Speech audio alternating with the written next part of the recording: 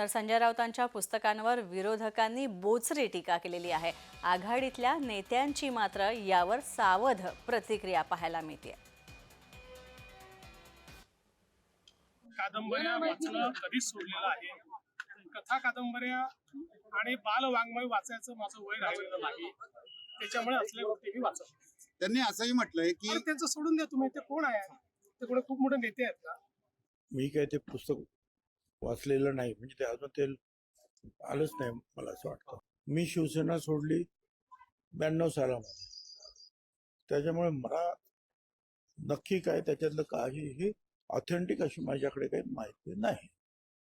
पण ठीक आहे ना, त्यावेळेला हिंदुत्वाचा जयघोष बाळासाहेब पण करत होते, मोदी साहेब पण करत असतील, होतेच, मोदी साहेब पण करत होते, अडवाणी साहेब करत होते, त्याच्यामुळे कदाचित काही मदत झाली पण असेल, पण मला काय त्याची ऑथेंटिक माहिती नाही आहे। आम्ही शिवसेनेसोबतच आहोत, सुरुवातीपासून येतो आताही आहे, पण आम्ही खऱ्या शिवसेनेसोबत आहोत।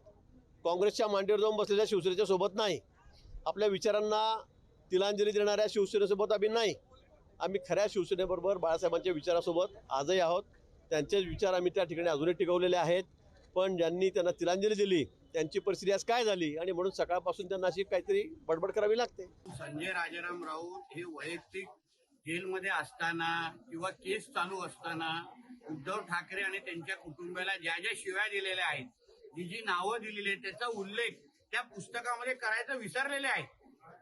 त्याची आठवण कदाचित ज्यांच्या समोर त्यांनी शिव्या दिल्या, जेलमध्ये असताना उद्धव ठाकरे ती जी काय लायकी सातत्याने ते काढायचे दुसऱ्यांच्या समोर, त्याची जी माहिती काय आमच्यापर्यंत त्या लोकांनी दिलेली होती, त्या बाबतीमध्ये उल्लेख करा ना।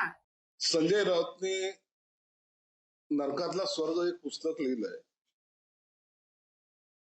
लिहिण्याचा छंद आहे त्यांना, चांगली गोष्ट आहे, परंतु मला असं वाटतं की आपण लिहित असताना वास्तविकता जी आहे ना ती मांडायला हवी। परंतु जिद्दाची खोड ही मेल्याशिवाय जात नाही, हा त्यांचा स्वभाव असल्यामुळे त्यांनी तेच रिपीट त्या ठिकाणी केले। छत्रपती शिवाजी महाराज यांच्या स्वर्गासारख्या महाराष्ट्राला अशा मनोहर कहानिया लिहून नाचवण्याचा कुणी कितीही प्रयत्न केला तरी तो यशस्वी कधीही होणार नाही।